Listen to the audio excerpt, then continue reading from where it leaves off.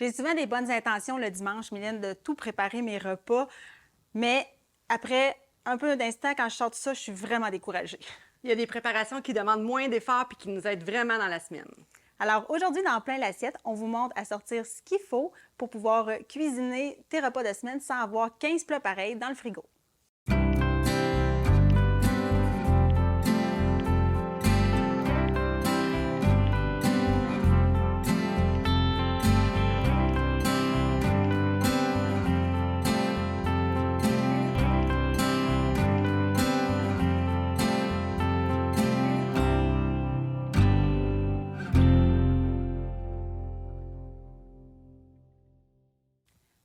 Bienvenue dans Plein l'assiette, l'émission qui te cuisine des solutions. Ici, on donne des idées simples pour pouvoir justement mieux cuisiner. Je me présente, je suis Caroline.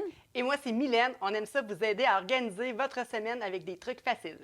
Oui, exactement, des trucs faciles, tu l'as super bien dit. Je le disais en d'entrée d'émission, j'ai des bonnes intentions souvent le dimanche en disant « Ah, je vais tout sortir mes choses, je vais préparer, je vais faire des repas. » Puis parfois, ben non, ça arrive juste pas comme ça, ou j'ai l'impression que je vais manger la même affaire toute la semaine. Fait que j'aimerais ça, ben aujourd'hui, Mylène, que tu me montres justement comment mieux organiser ça pour que ça ne soit pas décourageant ni décourageant pour ceux à la maison qui veulent faire ça.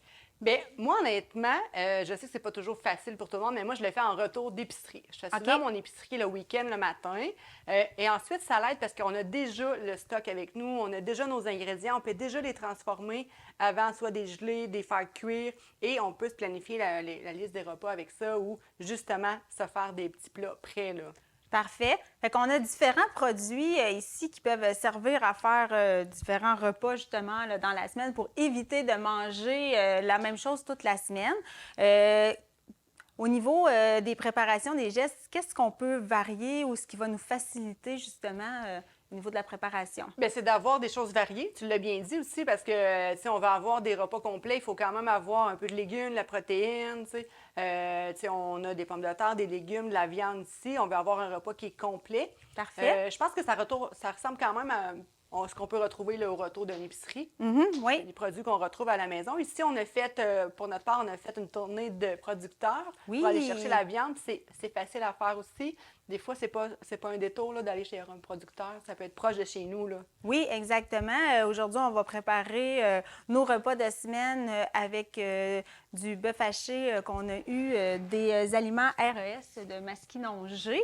On a rencontré Mme Isabelle Gauthier. C'est des producteurs là, qui sont engagés. Eux, ils font une viande de qualité qui transforment eux-mêmes aussi. On a déjà utilisé d'autres produits, puis on a un produit tantôt qu'on va vous montrer qui vient là, aussi d'eux. C'est autant de la saucisse, des boulettes pour le burger qu'on a vu, de la viande de veau qu'ils ont. Puis quand on se les procure chez eux, bien, c'est emballé sous vide déjà et congelé. Fait que ça aussi, c'est quelque chose des fois qui peut être intéressant là, au niveau des viandes là, pour aller les chercher. Là. Oui, c'est ça, en fait. Puis des fois, c'est la quantité. On peut acheter une livre, une demi-livre, 2 livres. Quand on achète en grosse quantité aussi, on peut déjà les transformer avant de dégeler. Des fois, la viande est fraîche, elle n'est pas nécessairement surgelée. Elle peut déjà être prête, fraîche à sortir du boucher également.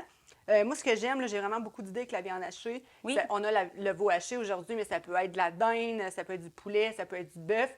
Tout ce qu'on se retrouve là, sous la forme hachée, il y a plein de choses, dont les fameuses burgers. Là. On peut faire des boulettes déjà assaisonnées qu'on va mettre au congélateur puis qu'on va ressortir quand on va avoir besoin. Je trouve qu'on gagne vraiment du temps dans ce moment-là. Et de faire des petites boulettes, fait que c'est ce que j'avais envie de faire avec toi aujourd'hui. On va les assaisonner aujourd'hui avec sel, poivre, ail. Mais on peut y aller avec des herbes italiennes, on peut y aller aussi avec un petit peu de chapelure, des choses comme ça. On peut s'amuser là, avec la saveur des boulettes. Moi, je les recongèle à la maison quand la viande est fraîche. Fait que je peux me les sortir en paquets de 6, 12, tout dépendamment qu'on est à manger. Ou je les fais déjà cuire, puis ça me permet justement ce qu'on veut montrer aujourd'hui, le faire. Dans les plats. Puis tu l'as dit tantôt, au niveau de la manipulation, tu as parlé de boulettes, mais ça peut être petites boulettes, on peut faire en galettes, on peut faire juste revenir le haché aussi qu'on va mettre dans nos contenants. Ça fait qu'on l'a de différentes façons sans nécessairement manger que des boulettes toute la semaine. C'est un peu ça. Non, puis c'est le fun aussi d'avoir plusieurs utilités pour le même produit. Ce qu'on veut, justement, c'est d'avoir quelque chose qui est varié. Sinon, bien, on se tanne. On ne peut pas manger des burgers à tous les jours, mais c'est une journée des boulettes. Ensuite, ça peut être du haché. On peut le transformer en macaroni aussi. On aurait pu se faire cuire des pâtes. Et ça aurait été une autre façon là, de faire de la cuisine en batch, comme qu'on dit. Oui, c'est ça, exactement. Puis, tantôt aussi, tu me parlais au niveau, là, on a des viandes, mais on a aussi nos légumes qu'on est revenu du marché avec ou de l'épicerie, qu'on peut déjà pré-couper pour les répartir dans les différentes préparations. Nous, on va les faire cuire en sauté pour pouvoir les mettre avec nos boulettes dans nos plats repas. Mais les pommes de terre, c'est un peu la même chose. Il y a plein de façons, eux aussi, de pouvoir les préparer. Les utiliser. En fait, bien, pendant que je le fais, peut-être que je pourrais te guider à les utiliser. Là, ça serait intéressant aussi. Au niveau des pommes de terre, là, on achète des fois les petits grelots comme ça aussi qu'on retrouve chez les producteurs ou qu'on retrouve en supermarché sous forme de couleur. Ou on a les grosses pommes de terre aussi là, au four, là, plus grosses qu'on retrouve. On peut aussi les faire en quartier. Les grosses pommes de terre, on peut les faire en purée aussi parce que c'est le fun de retrouver une purée une fois de temps en temps. Oui. C'est là, ici, on peut peut-être les faire en quartier, les couper en 4. Ça fait quand même un beau sauté, puis ça fait une belle petite bouchée aussi qui est facile à faire par la suite. Là. Oui, puis très souvent, les pommes de terre grelots comme ça, l'avantage, c'est qu'on n'a pas besoin de retirer la pelure. Juste de bien les passer à l'eau, de les brosser pour retirer la terre. Puis on peut les faire cuire avec la pelure là, sans aucun problème. Je ne sais pas, est-ce que tu fais souvent ça chez toi avec la pelure comme ça, tes petites pommes de terre grelots? Moi, j'enlève jamais la pelure des aliments, dans le fond, parce qu'il y a beaucoup de vitamines, là, surtout au niveau des pommes de terre, même quand je fais des frites, des choses comme ça, à part les purées, bien sûr. Là. Sinon, je fais juste bien passer à l'eau parce que souvent, il y a de la terre. Je te laisse continuer à couper. Je me lave les mains rapidement. Oui, exactement. Fait que, je vais préparer différents petits quartiers. Puis aussi, je voudrais en profiter pendant qu'on a la vue ici sur le comptoir, les viandes qu'on va préparer aussi pour les lunchs. On est allé visiter une autre entreprise de viande qui est dans la région, à Saint-Étienne-des-Grès. Que je vais prendre un petit moment pour vous en parler. C'est la ferme L&L à Saint-Étienne. C'est une ferme familiale. Dans le fond, ils ont leur point de vente et à même un autre commerce là, à la sortie du Saint-Étienne-des-Grès sur la 55. On voit, il y a un gros bœuf sur le dessus de la bâtisse. On ne peut pas la manquer. Ils ont tout leur congélateur avec leur viande comme ça. Du bœuf Angus et aussi du poulet là, qu'ils ont là, sur leur ferme familiale. Fait que ça, c'est d'autres beaux produits. Aujourd'hui, on a préparé, on a cuisiné avec de la saucisse bacon cheddar. Puis ici, on en a une variété moutarde et miel. Puis ici, on a, c'est des médaillons de bœuf que Mylène va pouvoir nous expliquer là, la cuisson, qu'on va pouvoir répartir aussi là, dans nos plats. Les pommes de terre, si on revient juste là-dessus pour juste terminer, on peut les faire ristoler, on peut les envoyer au four. Ici, on a un air fryer, on peut les mettre dedans aussi quelques minutes. C'est l'important, c'est de peut-être, quand vous achetez un sac, de tout le transformer selon votre semaine, selon la quantité de personnes que vous êtes à la maison aussi. Si vous êtes juste 4 personnes, on y va avec combien de fois vous voulez en manger. Donc, on peut varier. Bien, j'ai justement été chercher les pommes de terre qu'on a fait cuire tantôt. Puis, je vais les mettre. Non, je vais tout simplement les mettre ici dans notre petit bol. On va pouvoir les montrer. Puis, pendant que moi, je vais préparer ceux-là ici. Ça peut être cuit au four aussi, dans les le boulettes. fond, 15 minutes au four ou ça peut être aussi dans une sauteuse avec un couvercle, ça peut être à l'air fryer. Je sais que tu utilises beaucoup ça.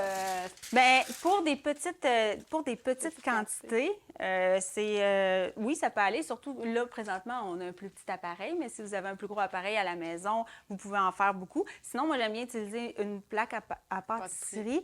Puis là, on peut faire 20 à 30 boulettes là, dans le four là, sans aucun problème. Alors, un petit moment de bruit. Super agréable dans le micro. Mais c'est super le fun parce que ça, c'est quelque chose qu'on peut avoir. Déjà, je disais tantôt mariner, puis tu as plein de saveurs. On peut ajouter ensuite des sauces d'accompagnement. Ça peut être une sauce tomate, une sauce brune qui est aromatisée, puis il vous reste juste ça à rajouter par la suite. Oui, alors moi, je vais les mettre ici.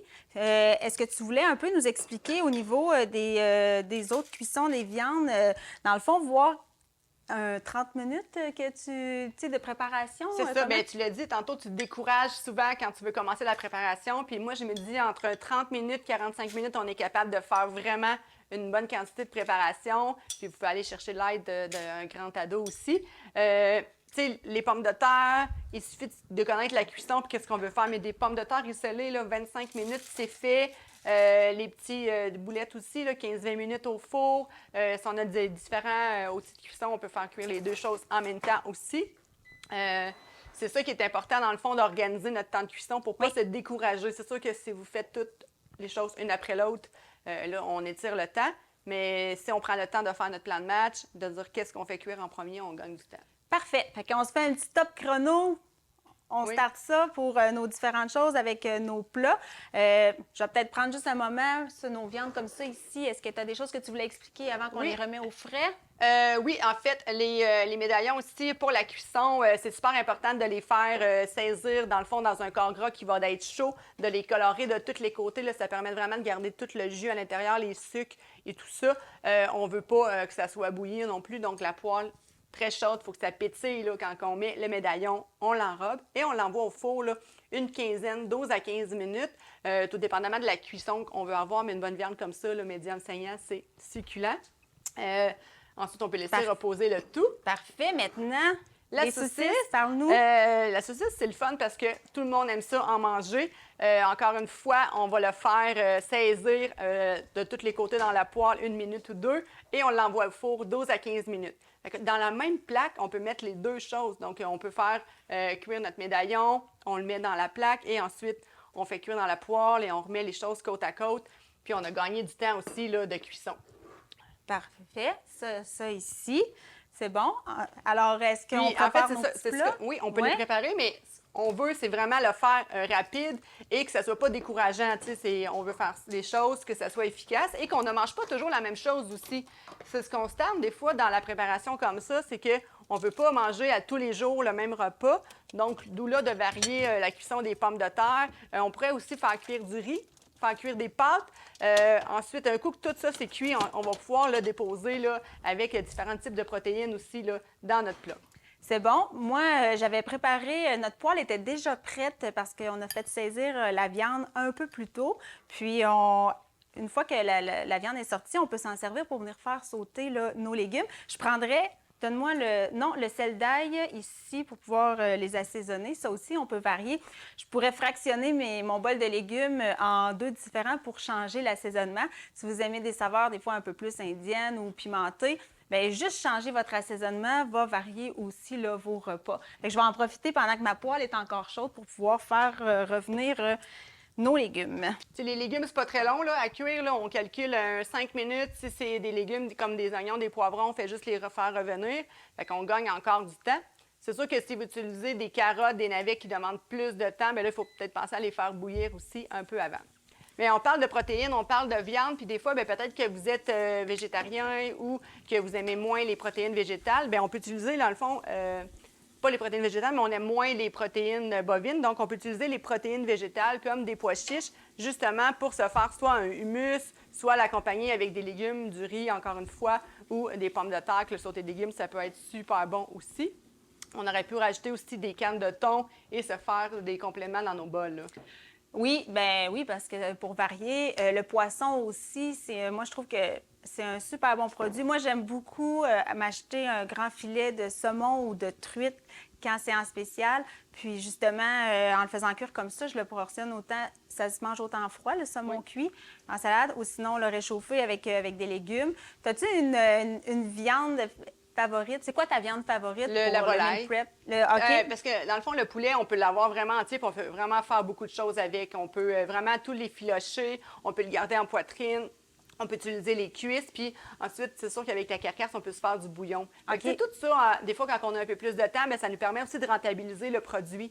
Oui. T'sais, on veut acheter des fois à faible coût, fait que le poulet entier va être beaucoup moins dispendieux aussi que d'acheter la poitrine déjà faite. Et c'est quelque chose qui est super polyvalent là, au niveau des utilisations du poulet, là. Oui, bien oui, puis c'est une protéine quand même très abordable. On a plein de bons producteurs de volailles. Je prêche pour ma paroisse parce que mon conjoint est éleveur de volailles. Alors, parfait, manger du poulet, on encourage. C'est parce qu'on peut le varier, puis on peut le faire en sauce, on peut le manger comme ça aussi. Puis c'est quelque chose qui est agréable aussi à manger, autant froid que chaud, là. Ça se mange des deux façons. Fait que je vais peut-être commencer à t'adresser avec les pommes de terre là, dans 2-3 pots. Oui, je peux t'apporter la viande qui a refroidi. Tu le fais refroidir en sortant du four parce que Bien, en fait, je voulais la refroidir parce que c'est super important de refroidir la viande avant de remettre des couvercles dessus. Tu sais, sinon, ça va créer de l'humidité et tout.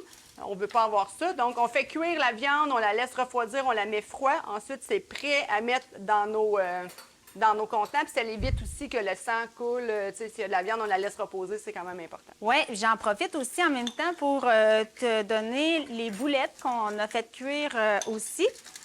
Les boulettes qui viennent aussi des aliments là, RES. C'est des boulettes avec la viande de veau, comme on a fait, qui sont déjà cuites. Fait que ça, vous voyez, ça n'a pas été très long quand on les a fait là, plus tôt là, au air fryer. Mais ça aurait pu tout se faire en même temps. Faire cuire la viande, les légumes. En 30 minutes, là, on réussit à avoir quand même beaucoup de variété au niveau du repas. Puis, on va avoir variété au niveau de la préparation des repas. C'est ça qu'on cherche, de ne pas manger aussi toujours la même chose. Ce qu'on veut, c'est de manger des choses qui sont différentes et variées.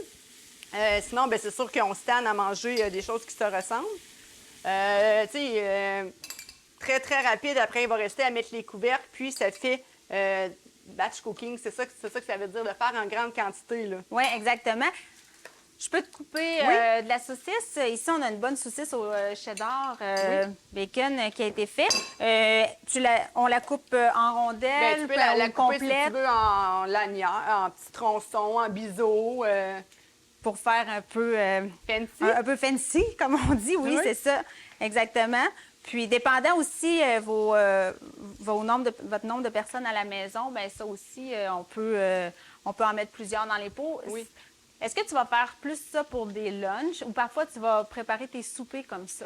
Moi, ça va être vraiment pour les lunchs.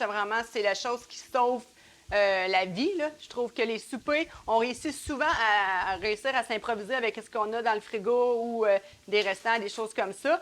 Par contre, lorsque je suis pas à la maison, je m'assure toujours qu'il y a des petits plats comme ça qui sont faits.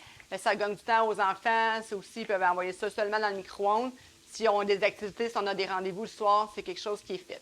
Oui, puis tantôt, je crois que tu l'as mentionné au niveau du riz, de doubler les quantités, mais c'est un peu peu importe ce que vous faites, faites cuire des légumes ou des choses comme ça, pensez toujours à est-ce que vous allez avoir besoin de les réutiliser dans la semaine, puis privilégier justement là, de cuire un peu plus d'aliments que vous avez besoin. T'sais, on parle beaucoup de la viande, Caro, mais tu sais, quand on revient de l'épicerie, puis je reviens aussi là-dessus parce que je trouve que c'est important, on va revenir avec des blocs de fromage, on va revenir avec beaucoup de légumes, mais le batch cooking, c'est pas juste la préparation des lunchs aussi, c'est la préparation de la facilité. Fait que le bloc de fromage, quand tu reviens, on peut déjà le portionner tout en cubes. Fait que c'est comme ça, on s'en rend compte qu'on fait de la grosse préparation et ça permet d'avoir de l'avance. On prend un poignet de cubes, ça va dans le lunch. On veut avoir une collation, les cubes sont déjà coupés. Fait qu'on a sorti l'aliment juste une fois. Oui, exactement. Là, ici, j'ai coupé notre médaillon avec des petites fines tranches. C'est aussi bon froid que chaud. Oui, même non, on va pouvoir le mettre ici. Puis, ça, c'est quand même un petit luxe, une belle petite viande comme ça en batch cooking. Oui, on a des bons producteurs là, qui nous ont... Ils nous ont donné tout ça. Je vais aller chercher nos légumes. Oui. C'est quand même... c'est pas très long. On ferme ça. Puis, tu sais, c'est de varier aussi. On avait ces légumes-là aujourd'hui, mais peut-être que dans une autre saison, on a d'autres légumes aussi. Est-ce qu'on les met tout de suite ou on peut les mettre tout de suite. Ça ne dérange pas? Parfait. On ne mettra pas juste le couvercle tout de suite. On va attendre. On peut l'envoyer au frigo, se faire refroidir. C'est juste que la viande, souvent, ça fait du jus quand que ça finit de cuire. Donc, on se ramasse avec tout ça dans le fond, encore une fois, moins esthétique, là. Oui, exactement. Puis ça, c'est tellement varié, dépendant des légumes de saison qu'on a ici. Oui, avec on a d'autres pommes de terre. Oui, exactement. C'est vraiment des bons lunchs, là. On est loin de la sandwich de dépanneur, là. Non, puis c'est des choses qui sont, on le dit, rapides à faire, puis il ne faut pas se décourager parce que souvent, comme tu l'as dit tantôt, on a toute la grande intention le dimanche de tout sortir, de faire les muffins pour la semaine, de faire les bartendes, puis là, ça fait qu'on se décourage de faire ça. Fait que c'est peut-être d'y aller par étapes aussi. Ce week-end, je décide que je fais mes lunchs, mais la semaine d'après, ça peut être que je fais 50 muffins, puis j'ai congèle. Oui. Si vous voulez tout faire en une journée, c'est sûr que vous allez être découragé, là. Oui, puis moi, le batch cooking, oui, on parle beaucoup des lunchs, mais moi, je suis vraiment plus pour mes repas de souper. C'est un peu ma problématique, vu que j'arrive tard à la maison. Sans nécessairement portionner comme ça, je vais comme j'essaie de prévoir mes viandes, justement, parce que c'est ça souvent qui prend le plus de temps de cuisson. Alors, faire cuire le dimanche matin un plus gros poulet. Puis exactement, c'est comme tu as dit, je répartis un peu dans le temps, puis pas arriver à faire tout ça à 5 heures le dimanche soir. Là. Mais j'essaie de réfléchir quand je fais mon épicerie en fonction de que ma protéine, je vais la changer un peu dans ma semaine, mais sauver dans ma cuisson de viande. Mon batch cooking ressemble beaucoup à ça, là, au niveau de mes cuissons des viandes chez nous. Là. Nous, c'est vraiment au niveau de l'assaisonnement. C'est vraiment, quand j'arrive avec la viande, je vais toute l'assaisonner, puis je la jette fraîche. Donc, après ça, je l'assaisonne et je la congèle sous vide après. Fait que, dans le fond, elle est déjà assaisonnée. Fait qu'une journée ou deux avant, je dégèle et il me reste juste à cuire. Oui, c'est vraiment ma façon à moi de faire, OK, on a de la rapidité, puis je sais ce que j'ai. On planifie comme ça. Là. Comme ça, on varie les saveurs aussi. Ça nous permet de varier là, ce qu'on veut avoir dans notre assiette aussi. Là. Exactement.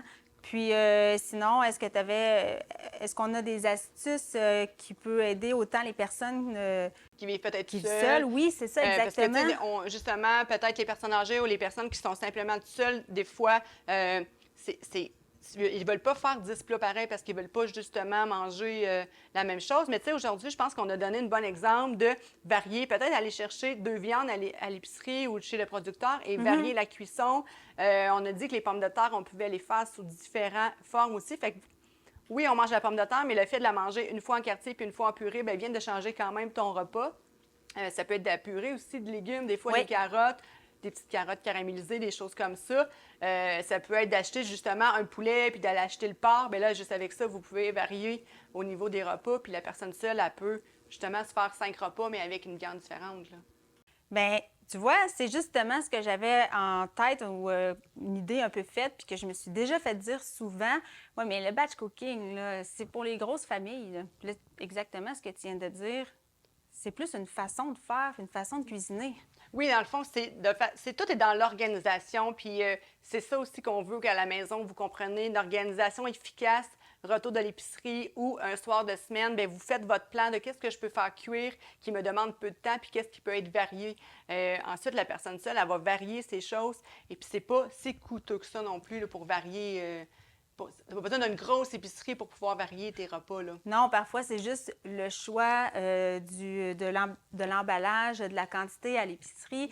On peut se choisir 3 à 4 variétés de saucisses différentes et non acheter le grand paquet de 12 saucisses de toute la même chose. C'est peut-être plus dans la stratégie d'achat, justement en planifiant un peu d'avance ce qu'on a envie de faire dans la semaine au niveau du batch cooking. Mais on peut varier en achetant des plus petites quantités quand on est seul ou à 2 personnes. Là. Puis d'éviter aussi d'acheter les produits qui sont déjà assaisonnés. Tu sais, des fois, on dit on va l'acheter justement le filet de porc qui est déjà mariné, mais ça fait que tu es bloqué à manger tout ton filet de porc tout seul qui va goûter la même chose. Mais si toi, si tu es tout seul, bien, tu peux le couper déjà en 3 puis le faire assaisonner et le surgeler en 3 parties, 3 saveurs différentes. Fait que tu n'as pas l'impression que tu manges même assaisonnement 3 fois dans la semaine ou tu peux t'en servir une fois ou 2 semaines. Bien oui, puis même si tu le cuis, ça se cuit quand même là, très bien. Vous avez vu, on a sorti la plaque, le bœuf et la saucisse étaient dessus. Il y a des viandes comme ça qu'on peut faire cuire en même temps, que c'est pratiquement tout le même temps, justement, de cuisson.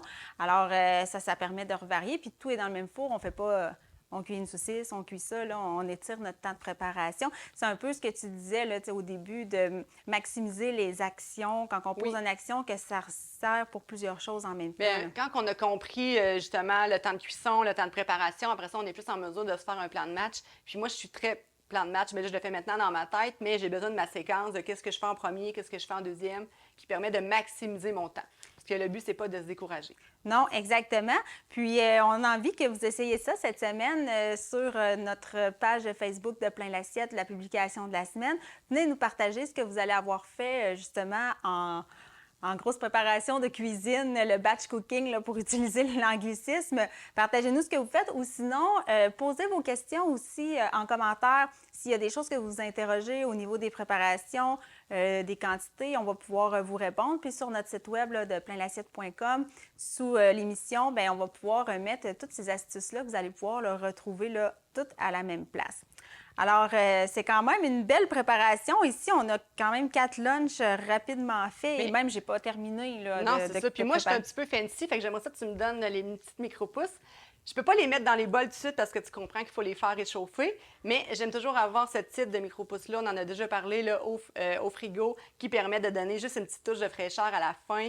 Tu as ton lunch, tu le fais réchauffer, puis tu prends une bonne poignée, tu le mets dedans. Ça va chercher du croquant, de la fraîcheur, plus de vitamines, plus de légumes, puis de la verdure aussi, là. Oui, bien, ça remplace la petite salade Oui. qu'on peut mettre dans nos boîtes à lunch. Là. Fait que ça, c'est déjà tout prêt en C'est plus. déjà tout prêt, ça fait un bon petit contenant que tu as juste à mettre par-dessus là, après. Oui, on se met une vinaigrette de notre goût dans notre boîte à lunch ou même pour le soir quand on revient. Moi, je le redis encore, je maximise beaucoup pour mes soupers parce que c'est mon enjeu chez moi. Avoir un plat de préparé comme ça, ça en plus, c'est la même chose que de préparer notre salade avant de mettre la vinaigrette. J'arrive le soir, on la met sur la table. Moi, ce que les enfants aiment, c'est choisir leur propre vinaigrette. Alors, avoir une grosse batch de salade déjà toute prête ou de verdure, bien là, tout le monde est content à assaisonner là, à son Mais même goût. avec ça, pas besoin de vinaigrette, Non. juste à saupoudrer parce que toutes les saveurs. C'est plein de saveurs, C'est plein oui. de saveurs, puis les saveurs que dans notre bol. J'espère que ça vous a donné le goût de mieux planifier vos repas de semaine, que ce soit pour vos lunchs ou vos soupers, et que ça va vous avoir inspiré à préparer du batch cooking. On vous dit à bientôt dans Plein l'assiette.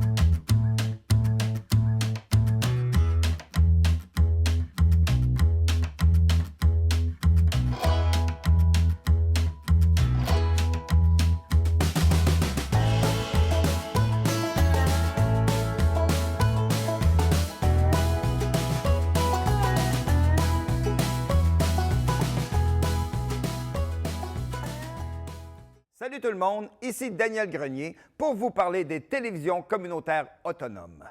42 télévisions situées dans 15 régions administratives du Québec. Elles parlent des enjeux locaux et font rayonner les citoyens en leur donnant accès à un média accessible. Je la savais par cœur, celle-là. Ensemble, encourageons les télévisions communautaires autonomes. Ah, ça roule encore? J'ose ma télé communautaire.